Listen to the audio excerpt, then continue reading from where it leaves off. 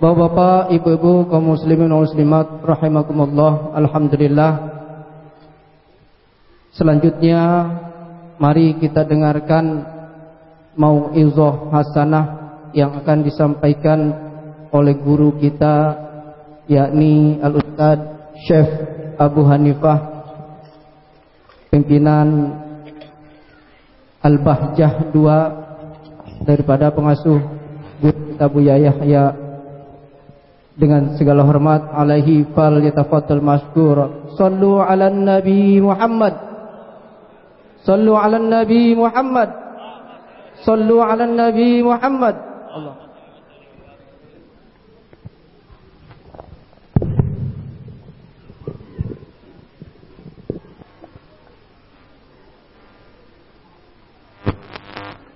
Bismillahirrahmanirrahim. Assalamualaikum warahmatullahi wabarakatuh.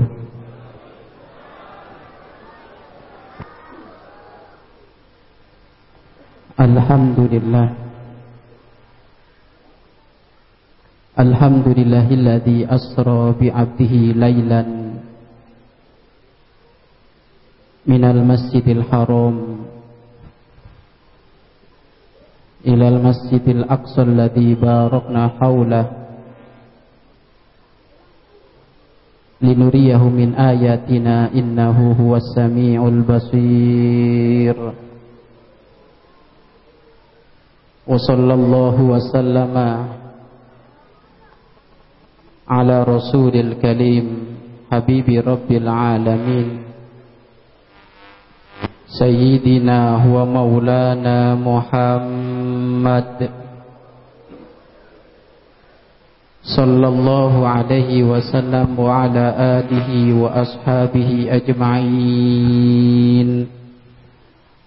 Allahumma ya Rabbana la tada' lana dhanban illa ghafartah wa la aiban illa satartah wala dainan illa qadaita wala hajatan min hawaijid dunya wal ukhrata illa qadaitaha ya arhamar rahimin. Allahumma ya Rabbana kama jama'tana fi hadzal masjid fajma'na yaumal qiyamah fil jannah ma'a habibika sayyidina Muhammad. Allahumma ya Rabbana urzuqna at-taubata qabla al-maut wasyahadata indal maut wal jannata ba'dal maut. Amma ba'd. Hadirin hadirat orang tua kami, pecinta-pecinta ilmu, perindu-perindu kemuliaan, jamaah majelis rutin setiap bulan Jumat malam Sabtu ketiga, yang mudah-mudahan Anda semuanya dalam keadaan dicintai oleh Allah Subhanahu wa taala.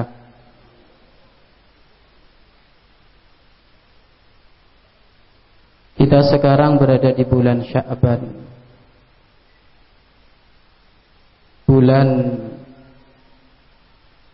yang di sini banyak para ulama menganjurkan untuk memperbanyak amal-amal kebaikan. Bahkan jika ingin amal atau kebaikan di bulan Ramadan, menjadi orang yang semangat di dalam ibadahnya, maka lakukan dengan serius di bulan Sya'ban. Persiapkan di bulan Sya'ban ini, sehingga disebutkan kalimat Sya'ban itu berangkat dari kalimat yatasya'abu minhu khairun katsirun. Telah banyak, yakni bercabang-cabang kebaikan dari bulan ini. Maka dari sinilah para ulama banyak menganjurkan tentang melakukan amal kebaikan di bulan Sya'ban. Akan tetapi terlebih dahulu, sebelum kita membahas tentang keutamaan bulan Sya'ban dan hal-hal apa saja yang harus kita lakukan di bulan Sya'ban, terlebih dahulu kita tidak apa-apa mengenang satu peristiwa yang istimewa, yang barangkali sering didengar oleh para jamaah, hadirin hadirat tentang satu peristiwa yang sangat istimewa yang terjadi pada diri Nabi Muhammad sallallahu alaihi wasallam dengan istilah Isra Mi'raj. Ini adalah cerita yang setiap tahun terulang-ulang. Bahkan sering kami pun menanyakan, berapa kali kamu mendengar cerita Isra Mi'raj? Ada yang mengatakan berulang-ulang kali Ustadz, sesuai umur saya. Hampir setiap tahun dia ngikut acara Isra Mi'raj, menghadiri kegiatan Isra Mi'raj. Baik, berulang-ulang kali kamu mendengar cerita Isra Mi'raj, berulang-ulang kali kamu menghadiri acara Isra Mi'raj, akan tetapi saya mau bertanya, sejauh mana perubahanmu dengan Allah dan Nabi Muhammad? Yang sering dengar cerita Isra Mi'raj, kelakuanmu dengan Nabi Muhammad seperti apa? Bu, sering dengar cerita Isra Mi'raj bagaimana? Kok ternyata kelakuannya sama? Katanya dengar Isra Mi'raj setiap tahun. Ini sebabnya apa orang tua kami? Harusnya orang yang mendengar cerita Isra Mi'raj itu menjadi orang yang semakin rindu untuk menambah ibadah, sholat malamnya rajin, baca Al-Qur'annya rajin, berjamaah sholat 5 waktu rajin. Kenapa? Karena dia telah mengambil hikmah dari cerita Isra Mi'raj Nabi Muhammad. Akan tapi ini banyak tidak diketemukan. Sebabnya kenapa orang tua kami? Ulama memikir sebabnya kenapa banyak orang hadir cerita Isra Mi'raj akan tapi pulang tidak membawa hikmah. Sebabnya adalah banyak orang duduk di masjid, duduk jasadnya tok, hatinya enggak ada. Sehingga dia mendengar nasihat hanya melalui telinganya tok, enggak masuk ke hati. Sedangkan yang menjadi pengontrol jasad itu hati. Kalau telinga dengar ilmu lalu masuk ke hati, hati akan menjadi satu koneksi yang hebat untuk mengkoneksikan kepada anggota yang lain untuk berkiprah dalam urusan mendekatkan diri kepada Allah Subhanahu wa ta'ala. Makanya orang tua kami, kita perlu datang di majelis itu dengan hati. Bahkan yang datang dengan hati itu nggak cukup kalau hatinya bermasalah. Kan gitu. Kalau orang datang ke majelis, Pak Ustadz saya datang ke majelis dengan hati. Tapi iya, baik dengan hati. Hati yang model bagaimana? Hati yang gak akur sama tetangga. Hati yang ribut terus itu. Kalau hati yang seperti itu dibawa ke majelis, maka berjam-jam ia mendengarkan nasihat para ulama, ia pun tidak akan kunjung-kunjung untuk membuahkan hikmah perubahan kepada dirinya. Maka yang datang ke tempat ini semuanya harus dengan hati dan hatinya yang bersih. Kenapa kok harus dengan hati dan hatinya yang bersih? Iya, karena pelaku Isra Mi'raj Nabi Muhammad sallallahu alaihi wasallam sebelum beliau diberangkatkan menuju Palestina hingga sampai ke langit ketujuh Sidratul Muntaha ke Arsy, lalu bertemu dengan Allah Subhanahu wa taala, terlebih dahulu sebelum diberangkatkan jauh seperti itu Nabi Muhammad hatinya diberesi dulu. Sehingga disebutkan Nabi Muhammad itu lagi duduk-duduk di Hijr Ismail.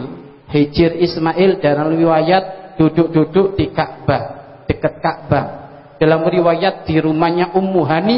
Ulama berbeda pendapat tentang keberangkatan Nabi Muhammad, tapi ulama sepakat Nabi Muhammad berangkat dari Mekah.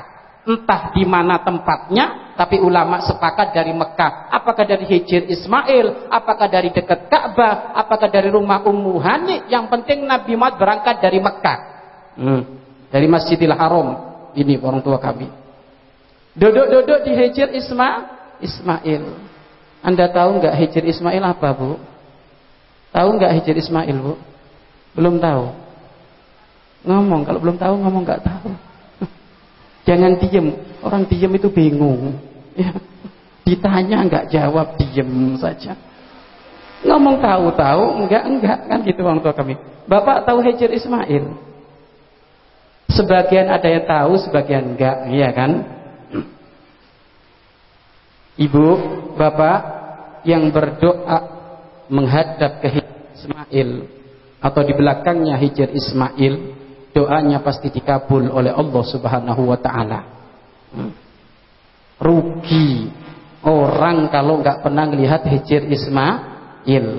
Rugi kalau orang nggak pernah melihat Ka'bah dengan sesungguhnya, karena yang berdoa melihat Ka'bah doanya akan dikabul. Jangankan berdoa melihat Ka'bah tok itu dikabul oleh Allah. Pengen berangkat? Pengen berangkat Pak? Bu pengen? Daftar nih sama tim Al-Bahjah Bekasi ini. Tim Al-Bahjah Bekasi barusan rembutan mau umroh bareng katanya itu. Nih daftar itu ke tim Bekasi ya, orang tua kami.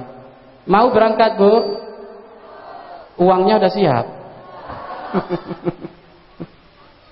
Yang penting niat dulu ya. Yang penting niat dulu. Orang berangkat haji umroh nggak pakai uang Bapak Ibu, nggak pakai uang. Siapa ngomong pakai uang? Tapi pakai tiket. Pakai tiket orang tua kami. Baik Bapak Ibu. Pak, mau dikasih resep bisa berangkat haji cepat? Mau, bapaknya dulu Bu, tak kasih resep nanti ibu-ibunya. Bapak yang pengen cepat berangkat umroh, barangkali kalau haji kelamaan 10 tahun nunggunya, umroh sajalah, minta kepada Allah umroh setiap tahun sekali. Ini minta sama Allah, gampang orang tua kami. Apa? Yang doyan rokok libur. Bener, libur aja 4 tahun jenengan nggak ngerokok berangkat umroh itu. Ayo Pak, yang rokok, Anda sehari habis berapa rokok itu? Habis berapa rokok Pak? 2 bungkus. 2 bungkus, ada 2 bungkus. Ada yang 3 bungkus. 1 bungkus berapa? 15.000. 15.000 berarti 30.000. 30.000 kali 1 bulan berapa? 900.000. 900.000 kali setahun berapa Pak? Hampir 12 juta ya. Waduh. 3 bulan, 3 tahun berapa? 12 kali 3. Waduh ini. Itu umroh hotelnya paling enak itu. Itu orang tua kami. Bisa jadi nanti Bapak Ibu bisa berangkat haji. Ini sudah yang rokok tanda cintamu kepada Ka'bah, tanda cintamu pengen umroh, pengen haji. Rokokmu libur 3 tahun saja sudah. Ayo ini. Nah ini orang tua kami kalau pengen berangkat. Nah sekarang ibu punya tugas. Kalau suaminya mau beli rokok kapan umroh, gitu loh ya. Ingetin gitu. Ya. Boleh ngerokok Pak, tapi 1 aja, 1 bungkus. Nah ini dikurangi 15.000 ditabung biar bisa umroh orang tua kami ya. Umroh di situ nanti mancing doa. Karena doanya orang yang umroh di situ itu dikabul oleh Allah Subhanahu wa taala. Untuk apa orang tua kami? Untuk narik bisa haji nanti orang tua kami. Usaha-usaha dipermudah, keturunan oleh Allah dijaga. Minta semuanya di sana orang tua kami. Lah, kalau ibu-ibunya apa? Resepnya apa? Lah, apa? Ada yang sudah dijawab, jangan suka belanja katanya. Kok ngerti ini orang tua kami? Ya ini kan itu. Jangan suka belanja. Pak, emangnya ibu-ibu di sini suka shopping? Bu, dengerin ini. Ibu, kalau ibu 1 bulan dikasih 5 juta, ini loh. Amin gitu loh. Amin. Amin Ibu Amin ya. Jangan ngomong enggak, amin. Kalau 1 bulan dikasih 5 juta Ibu, kok keperluannya 3 juta? 2 jutanya jangan belanjamu kena terus. Ya jilbab terus. Ya. Tapi ditabung biar berangkat umroh bareng dengan keluarga. Baik orang tua kami. Pokoknya Bapak Ibu yang rindu Ka'bah, yang rindu Madinah, ingin ziarah Mekah dan Madinah, harus ada makna usaha. Sebagai tanda kerinduan. Agar supaya andaikan gak nyampe, kita sudah ikhtiar dulu. Allah akan menilai ikhtiar kita, maka akan diberi pahala seperti pahalanya orang umroh. Karena kita ada sudah ikhtiar orang tua kami, usaha. Semuanya harus rindu ke sana. Bertemulah kepada Nabi Muhammad walaupun melihat makomnya tok sebagai muqaddimah, nanti ketemu di akhirat dengan sesungguhnya. Karena orang itu kalau sudah kunjung Ka'bah, beda orang tua kami. Kerinduannya kepada Allah semakin dahsyat karena ia sudah melihat Ka'bah. Mengucapkan salam dari dekat kepada Nabi Muhammad pun akan menjadikan daya tarik dia untuk semakin dekat kepada Allah. Kan gitu. Makanya rindu semuanya untuk ke sana. Mohon kepada Allah Subhanahu wa taala. Lah, Nabi Muhammad berangkat dari Ka'bah orang tua kami. Ya, dari Ka'bah beliau. Saat itu didatangi oleh 3 malaikat dipimpin oleh malaikat Jibril alaihi salam. Dipimpin oleh malaikat Jibril alaihi salam orang tua kami, lalu Nabi Muhammad pun diberangkatkan menuju sumur Zam-Zam. Sumur Zam-Zam. Ngapain Nabi Muhammad di sumur Zam-Zam? Dada beliau dibelah oleh malaikat Jibril. Sampai disebutkan dada beliau itu dibelah mulai dari tengah sini hingga di atas pusarnya sedikit dibelah. Setelah itu hati beliau diambil oleh malaikat Jibril lalu dicuci dengan air Zam-Zam. Kenapa? Jangan mengatakan hati Nabi Muhammad kotor. Tidak. Hati Nabi Muhammad hati yang paling bersih, dicuci dengan air Zam-Zam, bersih, di atas bersih. Kenapa? Karena Nabi Muhammad mau bertemu dengan Allah Subhanahu wa taala, orang tua kami. Nah ini Bapak Ibu ya. Lah berangkat dari sini para ulama mengambil kesimpulan. Anda jika ingin memahami kisah Isra Mi'raj, bersihkan dulu hatimu. Bersihkan dulu hatimu. Kalau hatimu belum dibersihkan gak bakal paham. Ya, bersihkan dulu, ini penting ini orang tua kami. Dan ketahuilah Bapak Ibu, Allah gak melihat jasad kita. Allah enggak melihat tampang kita, Allah enggak melihat model baju kita, Allah enggak melihat dari suku mana, akan tapi Allah melihat apa yang ada di balik dada kita, hati. Ini loh, tempat lihatnya Allah itu hati. Modelnya orang ini jeleknya kayak apapun di hadapan manusia, tapi kalau hatinya baik, Allah menganggap dia adalah baik orang tua kami. Makanya Bapak Ibu, tempat untuk penyucian anggota itu adalah awalnya hakikatnya di batin, yaitu hati. Kalau hati ini bersih, maka semuanya adalah menjadi bersih orang tua kami. Dan inilah yang dikatakan istilah ilmu tasawuf. Ini loh, ilmu tasawuf itu bukan ilmu syirik. Ilmu tasawuf itu adalah ilmu membersihkan hati, yang diambil oleh para ulama dari masa ke masa. Betapa banyak Bapak Ibu ahli sholat. Ayo, yang sholat malam niru siapa? Nabi Muhammad. Yang setiap hari berjamaah ke masjid niru siapa? Nabi Muhammad. Ada orang infak sedekah niru siapa? Nabi Muhammad. Tapi hatinya enggak beres, menjadikan amalnya enggak diterima. Apa? Infak sedekahnya bukan karena Allah. Sholat 5 waktu datang duluan pengen jadi imam, bukan karena Allah. Coba enggak ada nilainya itu semuanya. Kenapa? Karena Allah nengok hatinya. Orang tua kami nengok hatinya. Makanya dari sini Bapak Ibu, hati kita bersihkan. Yang enggak akur dengan tetangga akur, ustadz dengan ustadz yang enggak akur, DKM dengan DKM yang enggak akur, pedagang dengan pedagang yang enggak akur.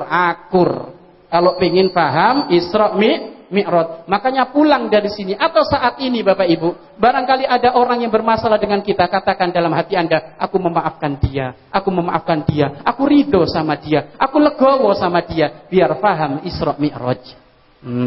Ya, biar paham Isra Mi'raj orang tua kami. Setelah itu Bapak Ibu, setelah hati Nabi Muhammad dibersihkan, bahkan disebutkan pembelahan dada Nabi Muhammad itu terjadi 4 kali. Pembelahan dada Nabi Muhammad terjadi 4 kali di saat beliau kecil, mau menginjak balik, di saat beliau mau diangkat menjadi nabi, dan di saat beliau mau bertemu dengan Allah Subhanahu wa taala. Sudah hatinya bersih, dicuci 4 kali, bersih di atas bersih.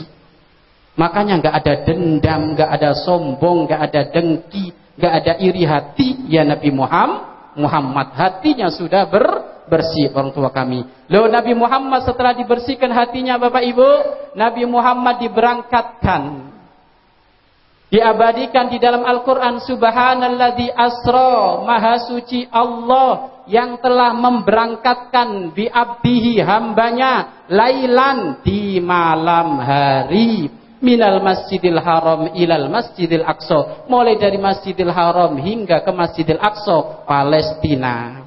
Tujuan memberangkatkan itu semuanya apa? Linuriyahu min ayatina, agar kami tampakkan sebagian dari tanda-tanda kebesaran kami, yakni kebesaran Allah Subhanahu wa ta'ala. Jadi perjalanan Isra Mi'raj itu memang sengaja dilakukan oleh Allah untuk Allah menampakkan sebagian, bukan semuanya kebesaran Allah, sebagian tanda-tanda kebesaran Allah. Ini kalau dibuka semuanya kebesaran Allah, nggak sanggup manusia ini. Itu hanya sebagian tanda kebesaran Allah Subhanahu wa ta'ala. Makanya Bapak Ibu, cerita Isra Mi'raj itu cerita yang tidak layak dicerna oleh akal kita. Kalau cerita Isra Mi'raj difahami dengan akal, jadi Abu Jahal itu. Anda tahu Abu Jahal?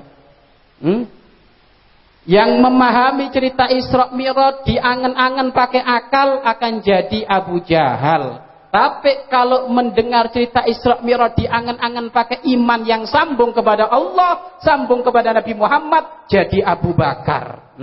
Sama Abu tapi satunya neraka, satunya surga ini. Iya kan? Sama-sama Abu, iya kan? Sama-sama perempuan, satunya neraka, satunya surga, Ibu. Sama-sama laki-laki, satunya neraka, satunya surga. Ini orang tua kami. Kenapa? Karena Abu Jahal memahami cerita Isra Mi'raj dengan akalnya yang pendek itu. Nanti kita sebutkan orang tua kami. Perjalanan Nabi Muhammad SAW disebutkan maha suci Allah yang telah memperjalankan hambanya di malam hari. Artinya apa? Yang paling capek dalam urusan Isra Mi'raj bukan Nabi Muhammad tapi Allah. Kalau kita boleh ngomong seperti itu loh ya. Artinya apa? Bosnya ini Allah. Yang traktir Nabi Muhammad ini Allah. Orang kalau ditraktir terima beres, Bapak Ibu. Iya kan? Orang itu kalau dibayar, kalau diajak terima beres. Bukan Nabi Muhammad yang berjalan sendiri, tapi Nabi Muhammad diperjalankan oleh Allah. Jadi yang sibuk ini, yang capek adalah hakikatnya Allah. Lah kalau Allah yang nekel, Allah yang ngurus, selesai semuanya orang tua kami. Karena Allah maha segala-galanya. Tidak ada sesuatu yang tidak mungkin karena Allah yang memperjalankan Nabi Muhammad orang tua kami. Nah ini Bapak Ibu ya. Terus kenapa kok di situ disebutkan bi abdihi, pakai kalimat bi abdihi, bukan pakai kalimat bi nabihi? Kok enggak pakai kalimat bi rasulihi? Kok enggak pakai kalimat bi habibihi? Padahal nama Nabi Muhammad banyak. Lah kenapa kok di situ pakai bi abdihi? Ini ulama banyak menjelaskan. Ulama ahli tafsir banyak menjelaskan, ada beberapa data yang menyebutkan di situ. Data yang pertama adalah kenapa kok pakai kalimat bi abdihi? Ini menunjukkan keberangkatan Nabi Muhammad mulai dari Masjidil Haram hingga ke Palestina itu dengan jasad dan rohnya. Jasad dan rohnya. Kenapa? Karena ada sebagian orang mengingkari Nabi Muhammad itu berangkat Isra Mi'raj dengan rohnya tok. Jadi Nabi Muhammad jasadnya tidur, yang terbang rohnya. Ini orang tua kami, ya. Lah dari sini Bapak Ibu ulama menyebutkan bahwasanya itu Nabi Muhammad berangkat bukan rohnya, tapi jasad dan rohnya. Kalimat abdun itu ya ada jasad, ya ada rohnya. Kalau ada jasad gak ada rohnya, namanya apa Pak? Mayit, iya kan? Kalau ada jasad gak ada rohnya, Kalau gak ada jasad ada rohnya, apa? Oh, pocong. Gimana orang itu kok pocong ini? Gak ada pocong Ibu. Ya. Ini. Nah, maka jadi gak ada Bapak Ibu. Artinya apa? Nabi Muhammad berangkat dengan jasad dan rohnya. Ini disepakati oleh para ulama, orang tua kami. Memang ada riwayat dari Siti Aisyah, Nabi Muhammad itu berangkat rohnya tok. Tapi waktu disebutkan oleh para ulama, Siti Aisyah waktu itu masih kecil, nggak dianggap. Dan banyak riwayat-riwayat yang menjelaskan memang Nabi Muhammad berangkat dengan jasad dan rohnya. Ini pendapat yang pertama dengan menafsiri kalimat bi'abdihi. Kalimat yang kedua, data yang kedua, kenapa kok pakai kalimat bi'abdihi? Ini menjadi benteng dan tameng untuk umat Nabi Muhammad. Seagung-agungnya Nabi Muhammad, semulia-mulianya Nabi Muhammad adalah Abdullah, hamba Allah. Jangan sampai engkau jadikan Muhammad Tuhan. Kayak orang Nasrani menganggap Isa anaknya Allah. Jangan. Walaupun kau memuliakan Nabi Muhammad harus, mengagungkan Nabi Muhammad harus, tapi ingat, kamu memuliakan dan mengagungkan Nabi Muhammad sebatas beliau adalah hamba Allah. Jangan lebih dari itu. Sebatas hamba Allah. Dan ketahuilah orang tua kami, pangkat jabatan yang paling disenangi oleh Nabi Muhammad adalah pangkat kalimat Abdullah. Menjadi hamba Allah itu termasuk pangkat yang disenangi oleh Nabi Muhammad. Ini orang tua kami. Nah, ini Bapak Ibu, ini yang kedua. Jadi Ibu, Bapak, sememuliakan kita Nabi Muhammad adalah hamba Allah, bukan sebagai Tuhan, tapi hamba Allah, orang tua kami. Terus Bapak Ibu, yang ketiga, data yang ketiga adalah, ketahuilah, kembali lagi, pangkat yang agung itu adalah pangkat kalau seseorang itu menyadari dirinya adalah hamba Allah. Ya, wasful ubudiyah, sifat kehambaan, ya, akhassuha itu paling istimewanya sifat, wa asrafuha dan paling mulianya sifat. Orang itu kalau sudah merasa dirinya hamba, itu dia sudah memiliki satu keistimewaan di dalam mendekatkan diri kepada Allah. Kok bisa seperti itu Pak Ustadz? Iya. Karena kalau dirinya adalah mempunyai sifat kehambaan, berarti ia merasa senantiasa butuh kepada Allah. Tapi kalau dirinya enggak merasa hamba, maka dia tidak bakal butuh kepada Allah Subhanahu wa ta'ala. Sehingga Bapak Ibu, ada orang sholat, pikirannya ngelantur kemana-mana. Padahal dia adalah menyembah Allah. Kenapa? Sifat kehambaannya belum ada. Kalau sholat masih kemana-mana enggak khusyuk. Jangankan sholat, berdoa Bapak Ibu, berdoa mengangkat tangan kepada Allah, hatinya kemana-mana, kayak enggak butuh kepada Allah. Kenapa? Karena dia belum merasakan sifat kehambaannya, yakni rasa butuh yang sangat kepada Allah Subhanahu wa ta'ala. Maka jadi di sini penting orang tua kami menghadirkan sifat kehambaan ini penting. Sehingga disebutkan oleh Al-Imam Ibnu Athaillah, memintalah engkau kepada Allah bukan karena pengen dikabulkan doamu, akan tapi memintalah engkau kepada Allah karena kamu seorang hamba yang disuruh oleh Allah meminta. Beda loh orang tua kami. Orang menengadakan tangan dengan pingin dikabul sama orang menadakan tangan, ya Allah, aku berdoa karena ngikut perintahmu ya Allah. Loh, kalau dia berdoa karena ngikut perintah Allah, ini ada makna apa? Kepatuhan seorang hamba kepada Allah. Ini tingkatan paling tinggi nih orang tua kami. Bu, tingkatan paling tinggi itu. Orang kalau sudah ibadah kepada Allah merasa dirinya hamba, itu tingkatan paling tinggi. Makanya disebutkan, hei Pak DKM, kamu jangan ibadah dengan pangkat DKM-mu, gak nyampe. Pak Camat, Pak Kuwu, Pak Bupati, kalau kamu ngadep kepada Allah dengan camat bupatimu gak bakal nyampe. Kamu ngadep kepada Allah dengan hambamu itu loh, bakal nyampe kamu kepada Allah. Rasa butuh yang sangat kepada Allah. Ada orang nih, aku ini Pak Camat ya Allah, enggak dianggap. Iya kan? Kenapa? Karena Nabi Muhammad sendiri beribadah kepada Allah, merasa dirinya adalah hamba yang butuh kepada Allah Subhanahu wa ta'ala. Jadi jelas Bapak Ibu, ini termasuk data-data yang bisa diambil oleh para ulama tentang penafsiran bi'abdihi. Terus yang selanjutnya, lailan, di malam hari. Kejadian tersebut adalah di malam hari. Ini ulama juga membahas lailan di sini pakai isim nakiro, bukan pakai isim makrifat. Nah, ini kalau istilah ilmu nahwu. Ternyata di situ ada sebabnya. Kenapa kok pakai isim nakiro? Disebutkan Karena di saat itu pakai isim nakiro, ya dulu ala taklili muddati, menunjukkan bahwasanya proses perjalanan Nabi Muhammad itu sebentar sekali. Proses perjalanan Nabi Muhammad sebentar sekali, orang tua kami. Ulama berbeda pendapat, ada yang mengatakan 3 jam, ada yang mengatakan 4 jam, ada yang mengatakan sepertiga malam, ada yang mengatakan sebentar, bahkan ada yang mengatakan sebentar sekali. Sampai disebutkan tsumma arudduhu minal arsy qabla ayyabrudal faras. Nabi Muhammad kembali dari Arsy setelah bertemu dengan Allah, kembali dari bertemu dengan Allah sebelum tempat tidurnya atau tempat duduknya yang anget bekasnya itu, sebelum rasa anget itu hilang, Nabi Muhammad sudah balik. Pak, kalau Anda duduk berlama kayak gini, Anda bangun, itu kan rasa anget kan masih ada. Rasa anget itu belum hilang, Nabi Muhammad sudah balik. Bu,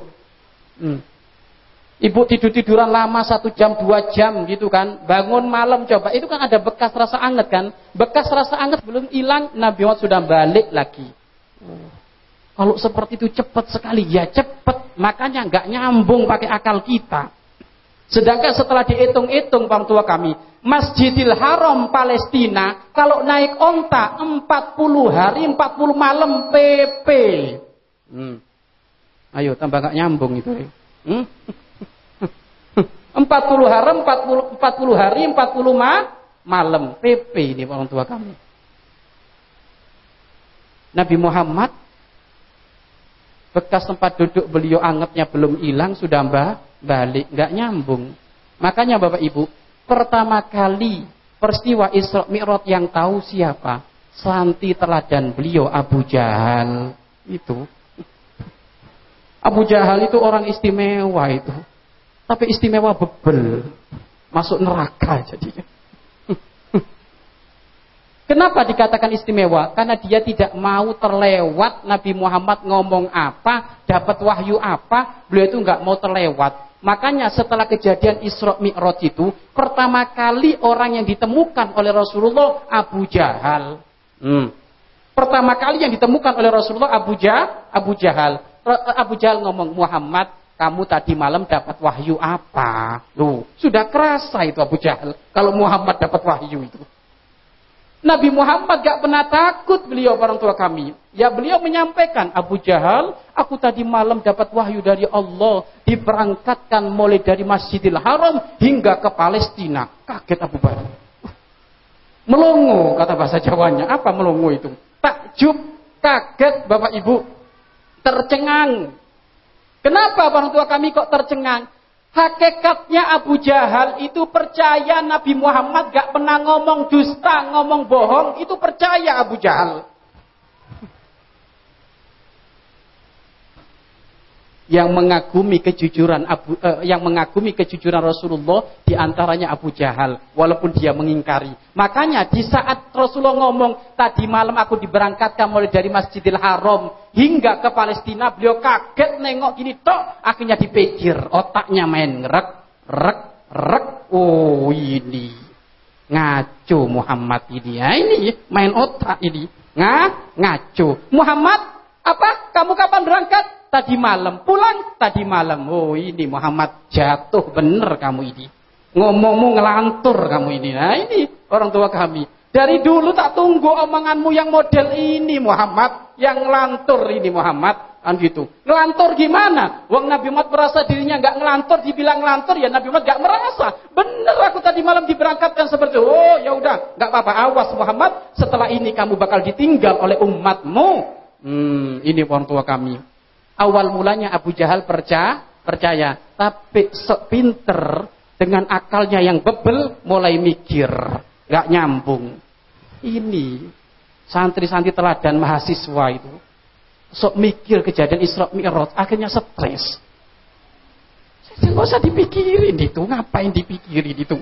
Diimani, ya, orang tua kami jangan dipikiri, diimani. Sampai ada buku Isra Mi'raj dilihat dari segi ilmiah. Segi ilmiah. Sampai bikin, ini ada segi ilmiah orang tua kami. Jadi gini, Nabi Muhammad ibarat dimasukkan ke tabung. tabungnya nanti dibikin kayak ketepil. Jadi napa ditepil ngonter. Lah ini tambah gak karu-karuan ini orang tua kami. Gaya-gaya ilmiah sudah. Gak perlu ilmiah kalau urusan dengan Allah sudah. Yang penting iman hatimu itu beres semuanya itu. Kan gitu orang tua kami. Yang harusnya dipikir oleh Abu Jahal bukan memikir kejadian Isra Mi'raj dengan akalnya yang pendek. Harusnya ia memikir kebesaran Allah yang tidak ada duanya. Loh, harusnya kan gitu. Kok hebat Allah ini? Tuhanmu kok hebat Muhammad? Kan harusnya mikir itu. Malah mikir perjalanannya. Kacau ini. Ternyata benar Bapak Ibu. Abu Jahal senang orang tua kami. Mendengar cerita ini Abu Jahal senang sekali. Oh, awas kamu Muhammad, jatuh benar kamu ini sekarang ini. Ternyata orang tua kami, Abu Jahal itu cerita sama siapa? Abu Jahal itu orang cerdas juga. Dia itu nggak mau cerita asal-asal orang. Nggak mau cerita sama tukang bakso, tukang apa ya, ini mah orang-orang kecil ini apa ini. Sama aja bohong kalau cerita sama mereka kan gitu. Apa pengaruhnya? Cari media yang terbesar saat itu. Media apa yang terbesar saat itu? Kalau sudah ngomong kepada satu media ini, semuanya ngikut. Dan tidak ada media corong yang paling terbesar saat itu kecuali melalui Sayyidina Abu Bakar As-Siddiq, yaitu sahabatnya Nabi Muhammad sendiri. Kalau sudah sahabatnya sendiri Abu Bakar ini mengingkari, semuanya bakal mengingkari. Cerdas memanetnya Abu Jahal ini orang tua kami. Ya, makanya Bapak Ibu ya harus cerdas ya. Kalau nggak cerdas kalah sama Abu Jahal. Ini Bapak Ibu bener. Waduh, pintunya Abu Bakar digedor-gedor. Ini nggak pakai uluk salam. Memang orang kurang adab ini Abu Jahal ini.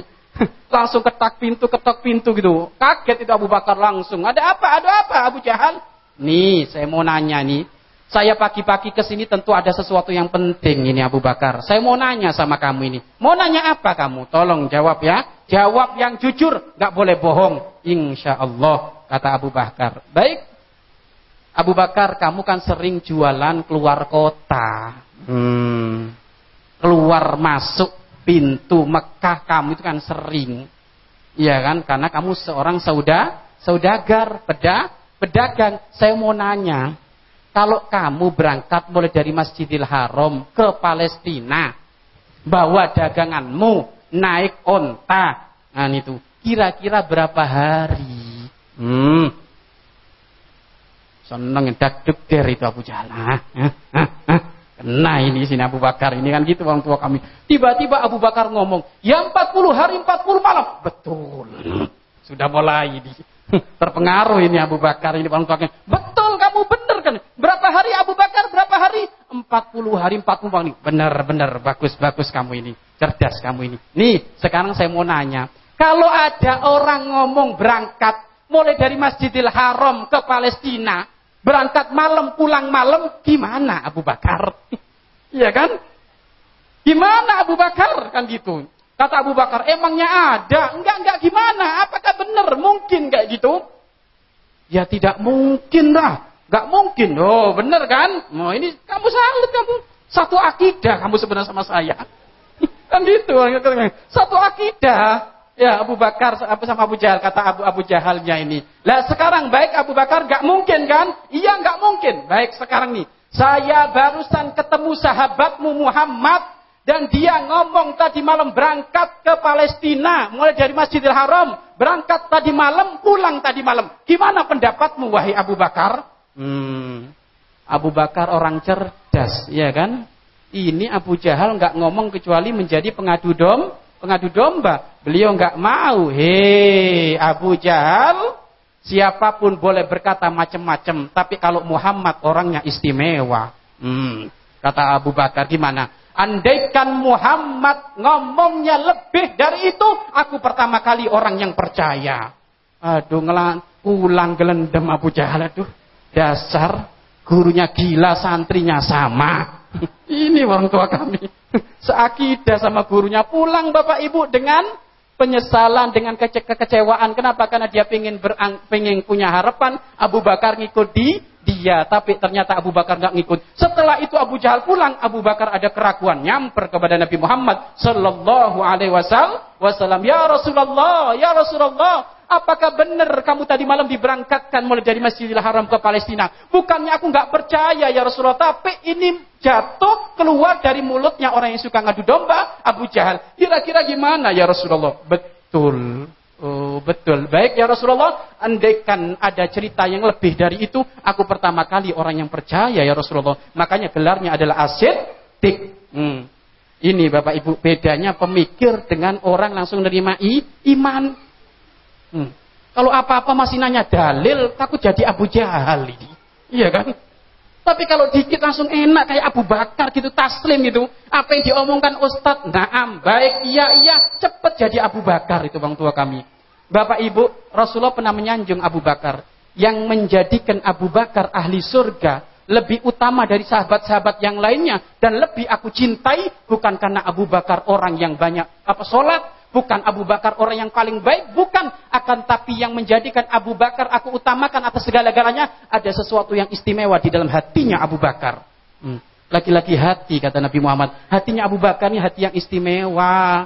Orang semuanya pada mengingkari Abu Bakar yang mengimani Nabi Muhammad sallallahu alaihi wasallam. Makanya derajatnya Abu Bakar sangat tinggi di hadapan Nabi Muhammad, dan juga derajat para sahabat pun tinggi pula di hadapan Nabi Muhammad sallallahu alaihi wasallam. Lah ini orang tua kami. Makanya Bapak Ibu, cerita Isra Mi'raj ini bukan cerita yang direnungi dengan akal pendek kita, tapi kita imani dengan hati kepada Nabi Muhammad dan kepada Allah. Kalau ada iman gampang orang tua kami. Atau gini saja orang tua kami. Tak kasih contoh ini Bapak Ibu biar paham. Takut jadi Abu Jahal banyak nanti di sini. Ya, tak kasih contoh ini orang tua kami. Bapak Ibu, itu kan Nabi Muhammad diberangkatkan oleh Allah. Nih, sekarang tak kasih contoh. Bu, ibunya sini, Bu, Pak.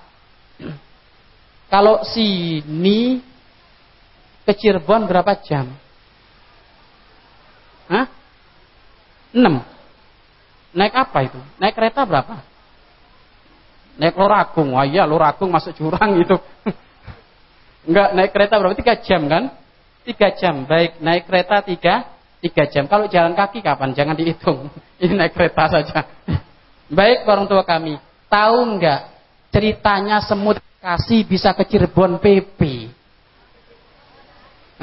Ayo ini. Mau tahu ceritanya? Semut Bekasi, semut Jama' Al-Furqon nyampe Masjid Raya At-Taqwa Cirebon.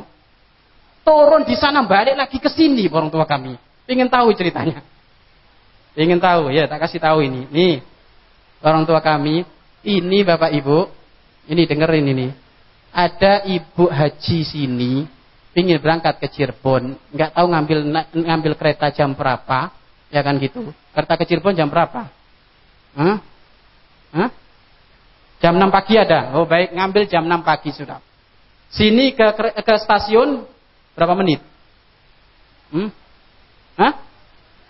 jam. Baik. Berarti berangkat jam 4 malam. 15 menit atau 2 jam? Stasiun mana? Naiknya dari mana? Naiknya dari Gambir. Oh kalau Cirebon dari Gambir. Naiknya. Oh ya udah nggak apa-apa sudah. Baik orang tua kami. Nih ya. Ini ada ibu haji mau ke Cirebon.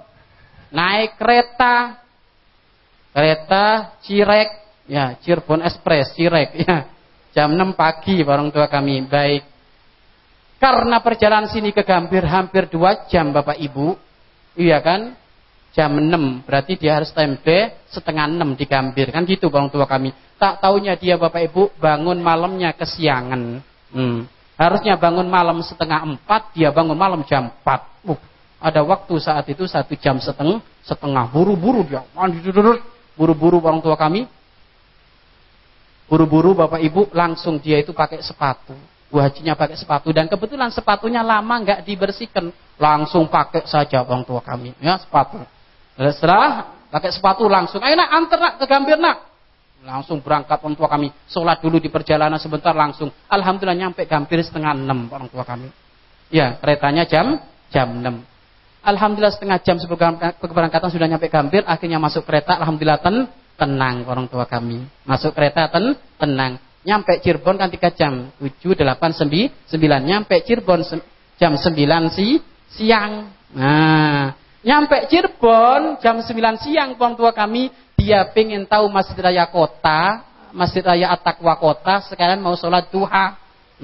Nyampe jam 9 di Cirebon, orang tua kami dijemput oleh saudaranya ke Masjid Raya Kota At-Taqwa, Masjid Raya At-Taqwa Kota Cirebon. Nah, kan gitu. Tak taunya di perjalanan orang tua kami, sepatu yang tadi gak sempat dibersihkan, tak taunya apa? Di dalamnya banyak semutnya.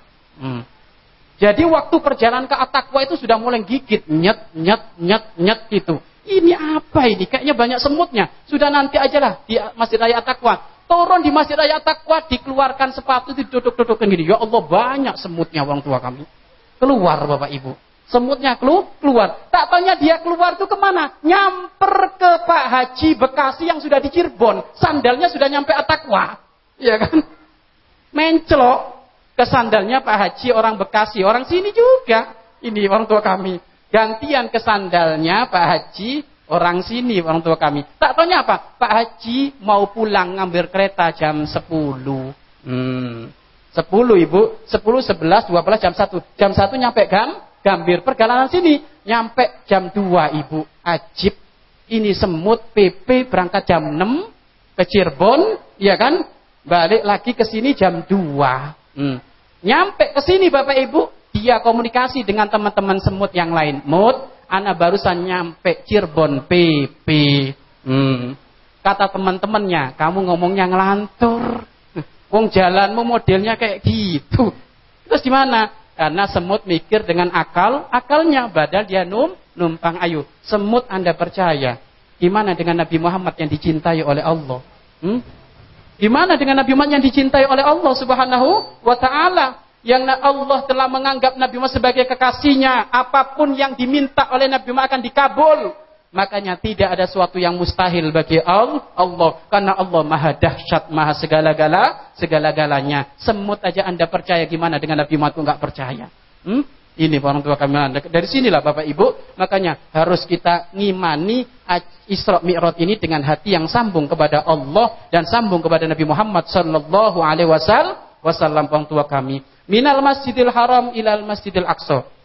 Bahkan disebutkan, kalau kendaraannya semut Bekasi pakai kereta, iya kan? Kalau kendaraannya Nabi Muhammad pakai apa? Pakai buruk, orang tua kami.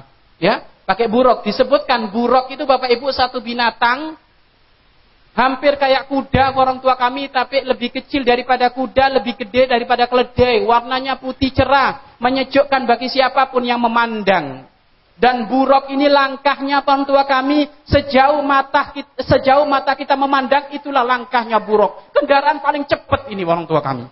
Dan itu kendaraan para nabi.